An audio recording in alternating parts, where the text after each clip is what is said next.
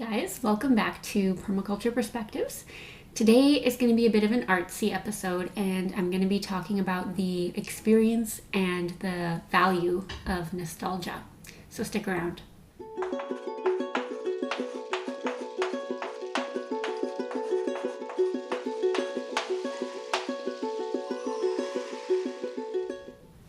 Hey guys, welcome back. It's been a while since my last episode, and I'm sorry, but things have been a little bit crazy, but lots of good things have also been happening. One thing that's happening right now that's really exciting in my life is that I'm taking an online course, which is called the Decolonize Yourself Creative Immersion, and it is run by Heather Jo Flores, who is an amazing permaculturist, artist, feminist, and lady in general. I will link to her website below so you guys can check her out if you don't know who she is.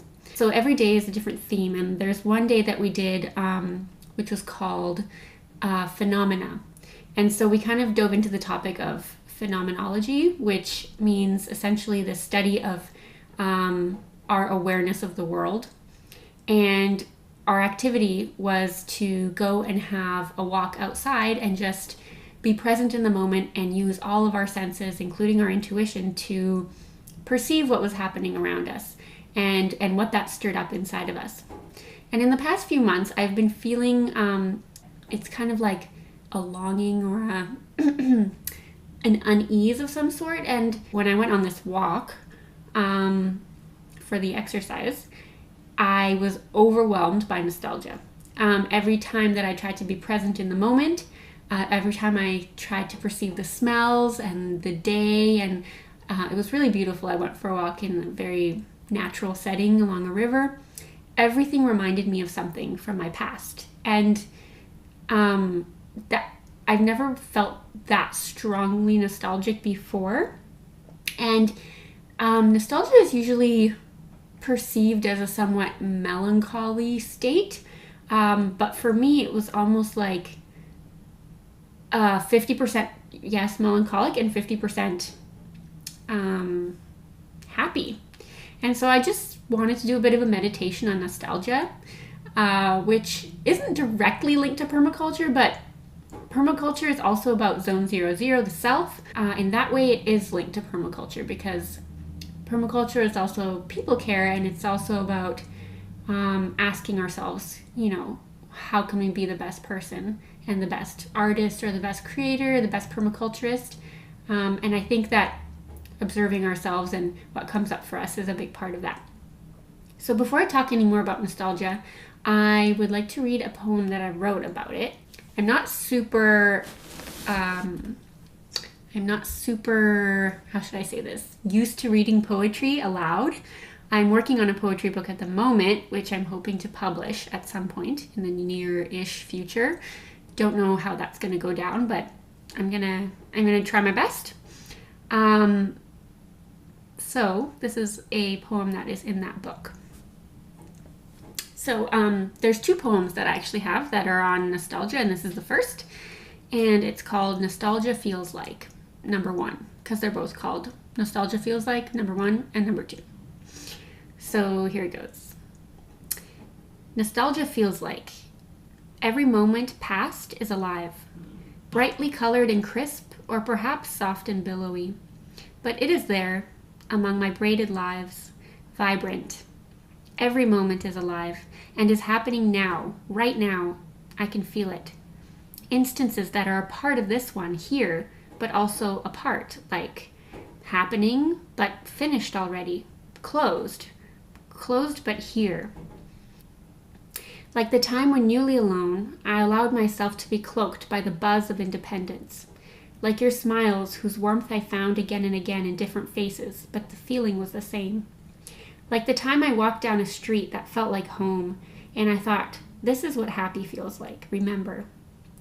Like all of the songs we played and sang and danced to, like the gardens we planted with many hands.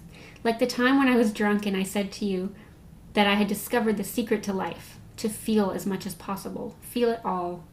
Let the sadness in, let it knock you weak. Let the jealousy in, let it make you ugly. Let the fear in and feel it squeeze you tight. Let the love in, let it warm your senses. like the time years later when I held on to the wisdom in those words as I fought something which would not leave me alone until finally it released its hold. Like when I rode my bike with music in my ears and I felt like it could take me anywhere as the spring flashed around me. The click of pedals like comforting arpeggios saying that I was here and nowhere else. Like the time when newness bubbled up from our home, lingering just long enough to refresh our minds, it asked us to rebalance. Nostalgia is pain, but it is us loving the world, so it is also a gift. It is a mirror forever glistening with moments. It is a wily sprite that squeezes our insides as she embraces us. She squeezes out tears and hidden chuckles, wraps us in fondness and in the certitude that the world lives within us.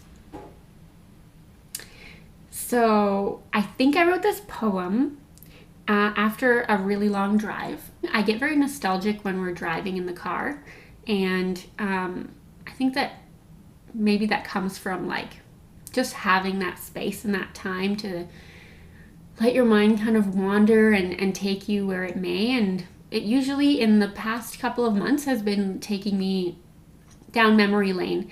And I was just trying to figure out like where this nostalgia comes from. Like, why am I feeling so nostalgic lately? And I guess it's because the past 13 years of my life have been quite nomadic. Not nomadic in the sense of moving all the time, but always planning a move. I've lived in 5 different countries during this time, and I feel like when you're constantly planning something new or adjusting to something new or living a new experience, your senses are very much heightened and you live everything more intensely. For example, the friendships that you form with people are much more intense when you're traveling, because people feel vulnerable and they want to connect with one another, so you form friendships very quickly. And I think that's a big part of my nostalgia, because I feel like I have these very deep relationships with people, but they're all scattered around the world. And it's like I'm being pulled in all these different directions, and I want to be with those people all the time, but obviously I can't because they're not all in the same place. And I don't think there's really a solution to it, and I don't think it's a bad thing necessarily, but it's just interesting reflecting on it. I've also noticed that I've been reflecting on, or that I've been feeling nostalgic about the feelings I've had in particular places. For example, I used to live in Italy for a time. I don't know if live is the right word, but I was there for a long time, and I just miss like the colors. It was so warm, the color palette there. I miss simple foods tasting really, really good, and I miss people valuing their meals and, making space for social activities and friendships over work, which happened a lot there. I miss the way that Italian sounds, and I miss speaking it. I think another big part of nostalgia is that I learned to speak a few different languages during this time, and if you ever speak to people or if you speak multiple languages, you'll know that you're almost like a different person in different languages. So I feel like I miss myself. I miss myself who used to speak Italian. I also miss myself who used to speak Spanish, because I also lived in Spain for a time. And then when I think about Spain, I really miss like some of the delicious comfort foods that I would eat there, like this amazing tomato soup / sauce called salmorejo, which is super simple. It's literally tomatoes, vinegar, old bread, garlic, and you just eat it with these little bread crackers. But it is the best thing ever, and you can't taste that anywhere else, and I miss it all the time. I also miss going outside for a walk at midnight in southern Spain and seeing people with their children, their toddlers, just strolling, because it's so hot during the day that people are really alive at night. At least where I was in the south of Spain. I miss that. And, saying that I miss that doesn't necessarily mean that I want to be there or that I want to return to those times. But the type of traveling that I did was always, I would go to a place and stay there for a long time. And so I would form a relationship with that place. And that's why now I miss it. Which is, yeah, it's just a strange, bittersweet feeling. And okay, let's see what else is there. I miss Ireland. When I was 18, I went to live by myself for the first time, and I decided that Ireland was the place to go and do that. And it was right after high school, and it was this whole new world that just opened itself up to me. And I lived in a town called Galway, which to date I think is the most vibrant and beautiful town that I've ever seen. And it was just full of like music and buskers and cobbled streets and weird, strange little synchronicities that kept on happening to me. And it was just like, if I think about it, I think about the word magic. Like all these magical things were just happening to me there. And I miss that. I miss that all the time. And I miss Sweden. I did my master's degree in Sweden, started that in 2013, and I met the most amazing group of people. We bonded super quickly, and it was the first time that I ever felt like I had too many friends, like more friends than I could handle. Those relationships were really amazing, are really amazing. And I miss those people, and I miss riding my bike. I think that's what I was referring to in the poem. That feeling of just like my bike could take me anywhere, because people just bike there like crazy. It's just, yeah, I miss that. And I also realized that I miss the feeling of being on the road, even though I'm really tired of being on the road. It's like this weird back and forth. Like I miss traveling, but I also don't feel like traveling right now. I feel like I want to be rooted somewhere. I want to find my place. But a part of me will always miss that excitement that comes from, oh my gosh, I'm going to a new place and what's it going to be like? And now that I'm thinking of it, I feel like 7 months is kind of when these feelings start coming to me, because I feel like, well, I've been here in this place in the Okanagan for 7 months now. Before that, I was in another place for a few months, and then before that we were in Europe for 7 months. Before that we were in Vancouver for 7 months. I feel like maybe 7 months is just like my boundary, and that's another thing that we've been talking about in this creative immersion course is what are our boundaries. And boundaries is a really big part of permaculture design, identifying what your boundaries are. And the word boundary can be used to mean so many different things, but in this case, I guess it's a time boundary, a boundary when things start to shift for me. It seems to be kind of like 7 months-ish. It seems to be kind of the amount of time that I normally spend in a place. If I think about it now, which I haven't actually thought about this before, in most places at a given time, I've been there between about 5 to 8 months.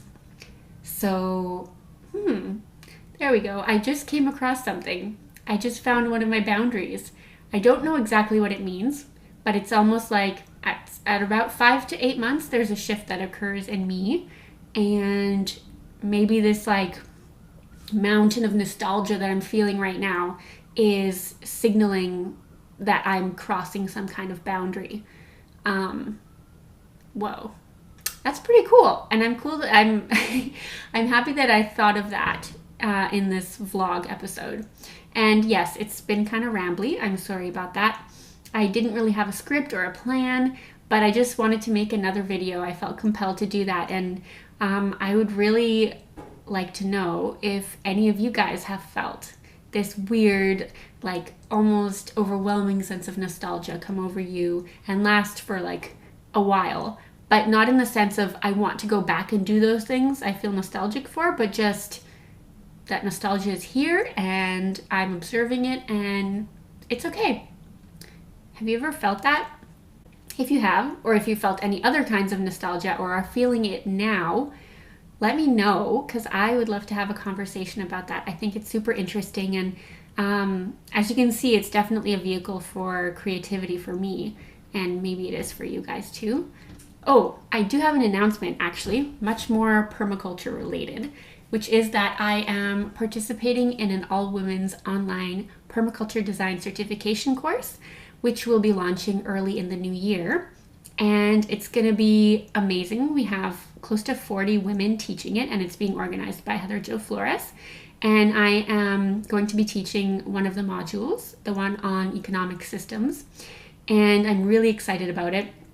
I'm going to be sharing a link through my social media channels where you can learn more about the course and sign up for the course if you're interested. It's going to be a course that goes beyond typical PDC curriculum content, and it's going to involve a lot of inner work and work in the community, which I think is something that's lacking in a lot of online courses. So this course is going to have it, and it's bringing together women who are experienced and have amazing knowledge in different facets of permaculture, bringing them all together, which is super unique. So do stay tuned for that. I'm really excited about it. So that being said, thank you so much for joining me for this slightly offbeat episode of Permaculture Perspectives. I have a bunch of ideas for videos, so hopefully I'll be making more frequently because I really love doing this and I want to get back into it. So yep, thank you, and I will see you next time on Permaculture Perspectives. Take care. Bye.